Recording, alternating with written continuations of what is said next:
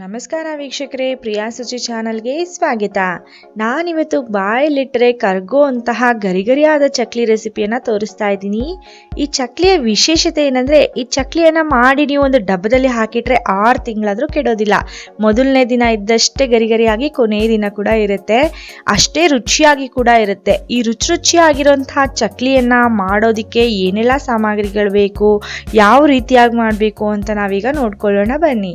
ಈ ಚಕ್ಲಿಯನ್ನು ಮಾಡೋದಕ್ಕೆ ನಾನು ಮೊದಲಿಗೆ ಚಕ್ಲಿ ಹಿಟ್ಟನ್ನು ರೆಡಿ ಮಾಡ್ಕೊಳ್ಬೇಕು. ಹಾಗಾಗಿ ಒಂದು ಕಡಾಯಿಗೆ ನಾನು 3 ಲೋಟದಷ್ಟು ಅಕ್ಕಿಯನ್ನು ಹಾಕ್ಕೊಳ್ತಾ ಇದ್ದೀನಿ. ನೋಡಿ, ನಾನಿವತ್ತು ಅಕ್ಕಿಯನ್ನು ಈ ಲೋಟದ ಸೈಜ್ನಿಂದ ನಾನು 3 ಲೋಟದಷ್ಟು ಅಕ್ಕಿ ಹಾಕ್ಕೊಂಡಿದ್ದೀನಿ. ನೀವು ಯಾವ ಸೈಜಿನ ಲೋಟದಲ್ಲಿ ಬೇಕಾದರೂ ಹಾಕ್ಕೊಳ್ಬೋದು. ಅಕ್ಕಿಯನ್ನು ನಾವು ಸ್ವಲ್ಪ ಅಕ್ಕಿ ಬಿಳಿ ಬಣ್ಣಕ್ಕೆ ತಿರುಗೋವರೆಗೂ, ಸ್ವಲ್ಪ ಘಮ ಅಂತ ವಾಸನೆ ಬರೋವರೆಗೂ ಒಂದು 3-4 ನಿಮಿಷಗಳ ಕಾಲ ಮೀಡಿಯಂ ಫ್ಲೇಮ್ನಲ್ಲಿ ಗ್ಯಾಸ್ನ ಇಟ್ಕೊಂಡು ನಾವು ರೋಸ್ಟ್ ಮಾಡ್ಕೊಳ್ಬೇಕಾಗುತ್ತೆ.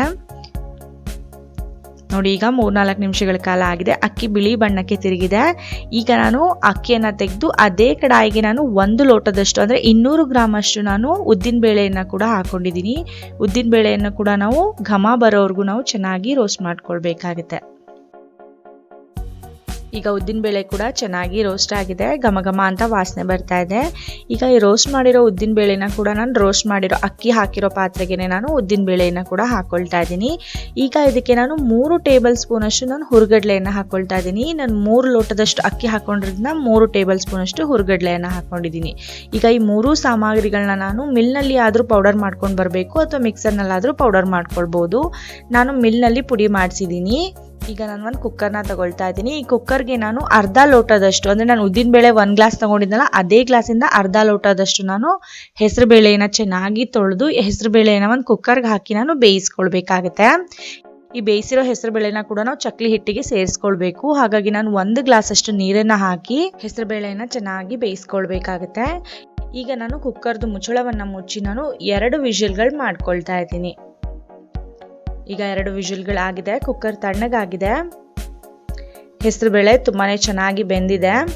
ಈಗ ಈ ಬೆಂದಿರೋ ಹೆಸರು ಬೇಳೆನ ನಾನು ಒಂದು ಸಪ್ರೇಟಾಗಿ ನಾನು ಒಂದು ಬೌಲ್ನಲ್ಲಿ ಹಾಕಿ ತೆಗೆದಿಟ್ಕೊಳ್ತಾ ಇದ್ದೀನಿ. ಈಗ ನಾನು ಒಂದು ಅಗಲವಾಗಿರೋ ಒಂದು ತಟ್ಟೆಗೆ ನಾನು ಆಗಲೇ ಮಿಲ್ನಲ್ಲಿ ಪುಡಿ ಮಾಡಿಸ್ಕೊಂಡು ಬಂದಿರೋಂತಹ ಅಕ್ಕಿ, ಹುರಿಗಡಲೆ ಮತ್ತು ಉದ್ದಿನ ಬೇಳೆ ಹಿಟ್ಟನ್ನು ಹಾಕ್ಕೊಂಡಿದ್ದೀನಿ. ಈ ಹಿಟ್ಟನ್ನು ಹಾಕೊಂಡ್ಮೇಲೆ ಇದಕ್ಕೆ ನಾನು ಒಂದೊಂದೇ ಸಾಮಗ್ರಿಗಳನ್ನ ಸೇರಿಸ್ಕೊಳ್ತಾ ಹೋಗಬೇಕು. ಮೊದಲಿಗೆ ರುಚಿಗೆ ತಕ್ಕಷ್ಟು ಅಂದರೆ 1.5 ಟೇಬಲ್ ಸ್ಪೂನ್ ಅಷ್ಟು ನಾನು ಉಪ್ಪನ್ನು ಹಾಕ್ಕೊಳ್ತಾ ಇದ್ದೀನಿ. ನೀವು ನಿಮ್ಮ ರುಚಿಗೆ ತಕ್ಕ ಹಾಗೆ ಹಾಕ್ಕೊಳ್ಳಿ. ಒಂದು 5-6 ಚಮಚದಷ್ಟು ಅಚ್ಚ ಖಾರದ ಪುಡಿಯನ್ನು ಹಾಕ್ಕೊಳ್ಬೇಕಾಗತ್ತೆ. ನೀವು ಖಾರ ನೋಡಿ ನಿಮ್ಗೆ ಎಷ್ಟು ಬೇಕೋ ಅಷ್ಟು ಹಾಕ್ಕೊಳ್ಬೋದು. 1 ಟೇಬಲ್ ಸ್ಪೂನ್ ಅಷ್ಟು ನಾನು ಜೀರಿಗೆಯನ್ನು ಕೂಡ ಹಾಕ್ಕೊಳ್ತಾ ಇದ್ದೀನಿ. 1.5 ಟೇಬಲ್ ಸ್ಪೂನ್ ಅಷ್ಟು ನಾನು ಬಿಳಿ ಎಳ್ಳನ್ನು ಹಾಕೊಳ್ತಾ ಇದ್ದೀನಿ. ಬಿಳಿ ಎಳ್ಳನ್ನು ರೋಸ್ಟ್ ಮಾಡೋ ಅವಶ್ಯಕತೆ ಇಲ್ಲ, ಹಾಗೇನೆ ಹಾಕೊಳ್ಬಹುದು. ಒಂದು ಅರ್ಧ ಚಮಚದಷ್ಟು ಅರಿಶಿನ. ಎಲ್ಲ ಸಾಮಗ್ರಿಗಳನ್ನ ಹಾಕಿದ್ಮೇಲೆ ಒಂದ್ಸಲ ಚೆನ್ನಾಗಿ ಮಿಕ್ಸ್ ಮಾಡ್ಕೊಂಡ್ಬಿಡೋಣ. ಉಪ್ಪು, ಖಾರದ ಪುಡಿ, ಜೀರಿಗೆ, ಎಳ್ಳನ್ನೆಲ್ಲ ಹಾಕಿ ಚೆನ್ನಾಗಿ ಮಿಕ್ಸ್ ಮಾಡಿದ್ಮೇಲೆ ಇದಕ್ಕೆ ನಾನು ಆಗಲೇ ಬೇಯಿಸಿ ಇಟ್ಕೊಂಡಿರೋಂಥ ಹೆಸರು ಬೇಳೆಯನ್ನು ಕೂಡ ನಾನು ಹಾಕೊಳ್ತಾ ಇದ್ದೀನಿ. ಪೂರ್ತಿ ಹೆಸರು ಬೇಳೆಯನ್ನು ಹಾಕಿದ್ಮೇಲೆ ನಾವು ಇದನ್ನು ಚೆನ್ನಾಗಿ ಮಿಕ್ಸ್ ಮಾಡ್ಕೊಳ್ಬೇಕು. ನೀವು 3-4 ನಿಮಿಷ ಸಮಯ ತಗೊಂಡು ಆರಾಮವಾಗಿ ಚೆನ್ನಾಗಿ ಮಿಕ್ಸ್ ಮಾಡ್ಕೊಳ್ಳಿ. ಹೆಸರು ಬೇಳೆ ಎಲ್ಲ ಕಡೆ ಸಮಾನವಾಗಿಯೇ ಮಿಕ್ಸ್ ಆಗಬೇಕು. ನೋಡಿ, ಈಗ ಹೆಸರು ಬೇಳೆಯನ್ನು ಪೂರ್ತಿಯಾಗಿ ನಾನು ಚೆನ್ನಾಗಿ ಮಿಕ್ಸ್ ಮಾಡ್ಕೊಂಡಿದ್ದೀನಿ. ಈಗ ಇದಕ್ಕೆ ನಾನು 3 ಟೇಬಲ್ ಸ್ಪೂನ್ ಅಷ್ಟು ಎಣ್ಣೆಯನ್ನು ಬಿಸಿ ಮಾಡಿ ನಾನು ಹಾಕ್ಕೊಳ್ತಾ ಇದ್ದೀನಿ. ನೀವು 1 ಲೋಟದಷ್ಟು ಅಕ್ಕಿ ತಗೊಂಡ್ರೆ 1 ಟೇಬಲ್ ಸ್ಪೂನ್ ಸಾಕಾಗುತ್ತೆ. ನಾನು 3 ಲೋಟ ಅಕ್ಕಿ ತಗೊಂಡಿರೋದ್ರಿಂದ 3 ಟೇಬಲ್ ಸ್ಪೂನ್ ಅಷ್ಟು ಎಣ್ಣೆಯನ್ನು ಚೆನ್ನಾಗಿ ಬಿಸಿ ಮಾಡಿ ಹಾಕೊಂಡಿದ್ದೀನಿ. ಮೊದಲಿಗೆ ಚಮಚದಲ್ಲಿ ನಾವು ಚೆನ್ನಾಗಿ ಮಿಕ್ಸ್ ಮಾಡ್ಕೊಳ್ಬೇಕಾಗತ್ತೆ. ಚಮಚದಿಂದ ನಾವು ಚೆನ್ನಾಗಿ ಮಿಕ್ಸ್ ಮಾಡಿದ್ಮೇಲೆ ಕೈನಿಂದಾನೇ ನಾವು ಚೆನ್ನಾಗಿ ಪುಡಿ ಮಾಡ್ಕೊಂಡು ನಾವು ಮಿಕ್ಸ್ ಮಾಡ್ಕೊಳ್ಬೇಕಾಗುತ್ತೆ. ಎಲ್ಲ ಕಡೆ ಎಣ್ಣೆ ಕೂಡ ಚೆನ್ನಾಗಿ ಮಿಕ್ಸ್ ಆಗಬೇಕು. ಚೆನ್ನಾಗಿ ಮಿಕ್ಸ್ ಮಾಡಿದ್ಮೇಲೆ ನಾವು ಹಿಟ್ಟನ್ನು ಈ ರೀತಿಯಾಗಿ ಕೈನಲ್ಲಿ ನಾವು ಉಂಡೆ ಮಾಡಿದಾಗ ಇದು ಈ ರೀತಿಯಾಗಿ ಉಂಡೆ ಆಗಬೇಕು. ನೋಡಿ, ಈ ರೀತಿಯಾಗಿ ಒಡೆದ ತಕ್ಷಣ ಈ ರೀತಿಯಾಗಿ ಪುಡಿ ಆಗಬೇಕು. ಈ ಥರ ಆದರೆ ನಾವು ಹಾಕಿರೋ ಎಣ್ಣೆ ಸರಿಯಾಗಿದೆ ಅಂತ ಅರ್ಥ. ಹೆಚ್ಚು ಎಣ್ಣೆ ಕೂಡ ಹಾಕೋಕೆ ಹೋಗ್ಬಿಡಿ, ಚಕ್ಲಿ ನಿಮಗೆ ಸರಿಯಾಗಿ ಮಾಡೋದಕ್ಕೆ ಆಗೋದಿಲ್ಲ. ಈಗ ನಾನು ಈ ಹಿಟ್ಟಿಗೆ ಸ್ವಲ್ಪ ನೀರನ್ನು ಸೇರಿಸ್ಕೊಂಡು ನಾನು ನಾದ್ಕೊಳ್ತಾ ಇದ್ದೀನಿ. ನೀರು ಉಗುರು ಬೆಚ್ಚಗಿರಬೇಕು, ತುಂಬ ಬಿಸಿ ಕೂಡ ಇರಬಾರ್ದು. ಉಗುರು ಬೆಚ್ಚಗಿರೋ ನೀರಿನಲ್ಲಿ ನಾವು ಚೆನ್ನಾಗಿ ನಾದ್ಕೊಳ್ಬೇಕಾಗುತ್ತೆ. ಪೂರ್ತಿ ಹಿಟ್ಟನ್ನು ಒಟ್ಟಿಗೆ ನಾದ್ಕೊಳ್ಳೋ ಅವಶ್ಯಕತೆ ಇಲ್ಲ, ಸ್ವಲ್ಪ ಹಿಟ್ಟನ್ನು ನಾವು ಚೆನ್ನಾಗಿ ನಾದ್ಕೊಳ್ಬೇಕಾಗುತ್ತೆ. ನೋಡಿ, ನಾನು ಯಾವ ರೀತಿಯಾಗಿ ನಾದ್ಕೊಳ್ತಿದ್ದೀನಲ್ಲ ಅದೇ ರೀತಿಯಾಗಿ ನೀವು ಕೂಡ ನಾದ್ಕೊಳ್ಬೇಕು. ಒಂದು 2 ಟ್ರಿಪ್ ಚಕ್ಲಿ ಮಾಡೋದಕ್ಕೆ ಎಷ್ಟು ಹಿಟ್ಟು ಬೇಕೋ ಅಷ್ಟು ಹಿಟ್ಟನ್ನು ನಾವು ಮೊದಲಿಗೆ ನಾದ್ಕೊಂಡು ಬಿಡೋಣ. ಉಳಿದಿರೋ ಹಿಟ್ಟನ್ನು ಮತ್ತೆ ಚಕ್ಲಿ ಮಾಡಿದ್ಮೇಲೆ ಮತ್ತೆ ಸಮಯ ತಗೊಂಡು ನಾವು ನಾದ್ಕೊಳ್ಬೋದು. ನೋಡಿ ಈ ರೀತಿ ನಾದಿರೋ ಹಿಟ್ಟನ್ನೆಲ್ಲ ನಾನು ಒಂದು ತಟ್ಟೆಗೆ ಸಪ್ರೇಟಾಗಿ ತೆಗೆದಿಟ್ಕೊಂಡಿದ್ದೀನಿ. ಈಗ ನಾನು ಇಷ್ಟು ಹಿಟ್ಟಿನಲ್ಲಿ ಚಕ್ಲಿ ಮಾಡ್ಕೊಳ್ತೀನಿ. ಉಳಿದಿರೋ ಹಿಟ್ಟನ್ನ ಆಮೇಲೆ ನಾದ್ಕೊಳ್ತೀನಿ. ಈಗ ಚಕ್ಲಿ ಮಾಡೋದಕ್ಕೆ ನಾನು ಒಂದು ಬಟರ್ ಪೇಪರ್ನ ತೊಗೊಂಡಿದ್ದೀನಿ. ಈ ಬಟರ್ ಪೇಪರ್ ಇಲ್ಲ ಅಂದರೆ ನೀವು ಪ್ಲಾಸ್ಟಿಕ್ ಕವರ್ನ ಬೇಕಾದರೂ ತೊಗೊಳ್ಬೋದು. ಚಕ್ಲಿ ಬರಳಿಗೆ ನಾನು ಚಕ್ಲಿ ಅಚ್ಚನ್ನು ಕೂಡ ಹಾಕ್ಕೊಳ್ತಾ ಇದ್ದೀನಿ. ಚಕ್ಲಿ ಬರಳು ಒಳಗಡೆ ಸ್ವಲ್ಪ ಕೈಗೆ ಎಣ್ಣೆ ತೊಗೊಂಡು ಎಲ್ಲ ಕಡೆ ಸವರ್ಕೊಂಡ್ಬಿಡೋಣ. ಈಗ ಈ ಬರಳು ಒಳಗಡೆ ಎಷ್ಟು ಹಿಟ್ಟು ಹಿಡಿಯುತ್ತೋ ಅಷ್ಟು ಹಿಟ್ಟನ್ನು ನಾವು ಹಾಕ್ಕೊಳ್ಬೇಕಾಗತ್ತೆ. ನಾನು ಮುಕ್ಕಾಲು ಭಾಗದಷ್ಟು ಹಿಟ್ಟನ್ನು ಹಾಕ್ಕೊಂಡಿದ್ದೀನಿ. ಈಗ ಚಕ್ಲಿ ಬರಳನ್ನು ನಾನು ಕ್ಲೋಸ್ ಮಾಡ್ಕೊಳ್ತಾ ಇದ್ದೀನಿ. ನೋಡಿ ನಾನೀಗ ಚಕ್ಲಿಯನ್ನು ಒತ್ಕೊಳ್ತಾ ಇದ್ದೀನಿ. ನೀವು ನಿಮಗೆ ಯಾವ ಸೈಜ್ಗೆ ಬೇಕೋ ಆ ಸೈಜ್ಗೆ ನೀವು ಚಕ್ಲಿಯನ್ನು ಮಾಡ್ಕೊಳ್ಬೋದು. ದೊಡ್ಡದು ಬೇಕಂದರೆ ಸ್ವಲ್ಪ ದೊಡ್ಡದು ಮಾಡ್ಕೊಳ್ಳಿ. ಚಿಕ್ಕ ಚಕ್ಲಿ ಬೇಕಂದರೆ ಚಿಕ್ಕದಾಗಿ ಕೂಡ ಮಾಡ್ಕೊಳ್ಬೋದು.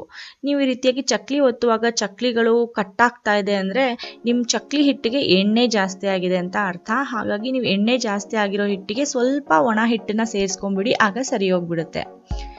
ನೋಡಿ ನಾನು ಈ ರೀತಿಯಾಗಿ ಒಟ್ಟಿಗೆ ಒಂದು 20-30 ಚಕ್ಲಿನ ನಾನು ರೆಡಿ ಮಾಡ್ಕೊಂಡು ಬಿಡ್ತೀನಿ. ದೊಡ್ಡ ಬಾಣಲೆಯಲ್ಲಿ ಎಣ್ಣೆ ಕಾಯಿಸಿ ನಾವು ಒಟ್ಟಿಗೆ ಒಂದು 20 ಚಕ್ಲಿಯನ್ನು ಕೂಡ ನಾವು ಕರೆದು ಬಿಡ್ಬೋದು. ನೋಡಿ ನಾನು ಮಾಡಿಟ್ಕೊಂಡಿರುವಂತಹ ಚಕ್ಲಿಗಳು ಎಷ್ಟು ಸುಂದರವಾಗಿ ಕಾಣ್ತಾ ಇದೆ ಅಂತ. ನಾನು ಒಟ್ಟಿಗೆ ಒಂದು 20-30 ಚಕ್ಲಿಯನ್ನು ಒತ್ತಿ ರೆಡಿ ಮಾಡಿ ಇಟ್ಕೊಂಡಿದ್ದೀನಿ. ಈಗ ನಾನು ಒಂದು ಬಾಣಲಿಗೆ ಎಣ್ಣೆಯನ್ನು ಕಾಯಿಸಕ್ಕೆ ಇಟ್ಟಿದ್ದೆ. ಈಗ ಒಂದೊಂದೇ ಚಕ್ಲಿಯನ್ನು ನಾನು ಎತ್ತಿ ಎಣ್ಣೆ ಒಳಗಡೆ ಹಾಕೊಳ್ತಾ ಇದ್ದೀನಿ. ನೋಡಿ ಚಕ್ಲಿಯನ್ನು ಎತ್ತಿ ಹಾಕೋದು ಕೂಡ ಎಷ್ಟು ಸುಲಭ. ಬಟರ್ ಪೇಪರ್ನ ಸ್ವಲ್ಪ ಬೆಂಡ್ ಮಾಡಿದ್ರೆ ಚಕ್ಲಿ ಕೈಗೇನೆ ಬಂದ್ಬಿಡುತ್ತೆ, ಸ್ವಲ್ಪನೂ ಕಟ್ಟಾಗೋದಿಲ್ಲ. ನೀವು ಒಟ್ಟಿಗೆ ಒಂದು 20 ಚಕ್ಲಿಯನ್ನು ಕೂಡ ನೀವು ಈ ಬಾಣಲಿಗೆ ಹಾಕ್ಕೊಳ್ಬೋದು. ಅಗ್ಲ ಇರೋ ಬಾಣಲಿ ತೊಗೊಂಡ್ರೆ ಒಟ್ಟಿಗೆ ಒಂದು 20 ಚಕ್ಲಿ ಹಾಕ್ಕೊಳ್ಬೋದು. ಚಿಕ್ಕ ಬಾಣಲಿ ಇಟ್ಕೊಂಡ್ರೆ 10-12 ಚಕ್ಲಿನ ಒಟ್ಟಿಗೆ ಹಾಕ್ಕೊಂಡ್ಬಿಡಿ. ನೀವು ಚಕ್ಲಿನ ಬಾಂಡ್ಲಿಗೆ ಹಾಕಿದ್ಮೇಲೆ ಒಂದು 3 ನಿಮಿಷಗಳ ಕಾಲ ನೀವು ಅದನ್ನು ಟಚ್ ಕೂಡ ಮಾಡೋಕ್ಕೆ ಹೋಗಬೇಡಿ. ಗ್ಯಾಸ್ನ ಮೀಡಿಯಮ್ ಫ್ಲೇಮಲ್ಲೇ ಇಟ್ಟಿರಿ. ನೀವು ಮೊದಲಿಗೆ ಕೈ ಆಡಿಸ್ಬಿಟ್ರೆ ಅದು ಎಲ್ಲ ಚಕ್ಲಿಗಳು ಒಡೆದೋಗ್ಬಿಡುತ್ತೆ. ಹಾಗಾಗಿ ಒಂದು 3 ನಿಮಿಷ ಹಾಗೇ ಬೇಯೋದಕ್ಕೆ ಬಿಟ್ಬಿಡಿ. ನೋಡಿ ಎಲ್ಲ ಚಕ್ಲಿಗಳು ಎಷ್ಟು ಚೆನ್ನಾಗಿದೆ, ಒಂದು ಚಕ್ಲಿ ಕೂಡ ಕಟ್ಟಾಗಿಲ್ಲ. ಈಗ 3 ನಿಮಿಷ ಆದಮೇಲೆ ಪ್ರತಿಯೊಂದು ಚಕ್ಲಿನ ನಾವು ಇನ್ನೊಂದು ಸೈಡ್ಗೆ ಫ್ಲಿಪ್ ಮಾಡ್ಕೊಳ್ಬೇಕಾಗತ್ತೆ. ಫ್ಲಿಪ್ ಮಾಡ್ಕೊಳ್ಳೋದು ಕೂಡ ತುಂಬ ಸುಲಭ. ಈ ಚಕ್ಲಿಗಳು ಎರಡೂ ಸೈಡ್ಗೂ ಪೂರ್ತಿಯಾಗಿ ಬೇಯೋದಕ್ಕೆ 7ರಿಂದ 8 ನಿಮಿಷಗಳ ತನಕ ಟೈಮ್ ಹಿಡಿಯುತ್ತೆ. ಎಣ್ಣೆ ಕುದೀತಾ ಇರೋ ಆ ಬಬಲ್ಸ್ ಬರೋದು ಸ್ವಲ್ಪ ಕಡಿಮೆ ಆದರೆ ಚಕ್ಲಿ ಬೆಂದಿದೆ ಅಂತ ಅರ್ಥ. ಆಗ ನಿಧಾನವಾಗಿ ಒಂದು 10 ಸೆಕೆಂಡ್ಗಳ ಕಾಲ ನಾವು ಎಣ್ಣೆಯನ್ನು ಚೆನ್ನಾಗಿ ಬಸ್ದು ಚಕ್ಲಿಯನ್ನು ಒಂದು ಟಿಶ್ಯೂ ಪೇಪರ್ ಹಾಕಿರೋ ಪ್ಲೇಟೋ ಅಥವಾ ಸಪ್ರೇಟಾಗಿ ಒಂದು ಪ್ಲೇಟ್ಗೂ ನಾವು ತೆಗೆದಿಟ್ಕೊಂಡು ಬಿಡೋಣ. ನಾವು ಪೂರ್ತಿ ಚಕ್ಲಿ ಮಾಡಿಕೊಂಡ್ರು ಎಣ್ಣೆ ಸ್ವಲ್ಪನೂ ಕಡಿಮೆ ಆಗಿಲ್ಲ. ಈ ಚಕ್ಲಿ ಸ್ವಲ್ಪನೂ ಎಣ್ಣೆನೇ ಹೀರಿಲ್ಲ. ತುಂಬ ರುಚಿಯಾಗಿ ಬಾಳಿಟ್ರೆ ಕರಗೋ ಥರ ತುಂಬ ಗರಿಗರಿಯಾಗಿ ತುಂಬಾ ರುಚಿಯಾಗಿದೆ. ಈ ಚಕ್ಲಿನ ನೀವು 6 ತಿಂಗಳು ಒಂದು ಏರ್ಟೈಟ್ ಕಂಟೈನರ್ನಲ್ಲಿ ಹಾಕಿಟ್ರೆ ಕೆಡೋದೇ ಇಲ್ಲ. ನೀವು ಯಾವಾಗ ತಿಂದರೂ ಅದೇ ರುಚಿಯಲ್ಲೇ ಇರುತ್ತೆ.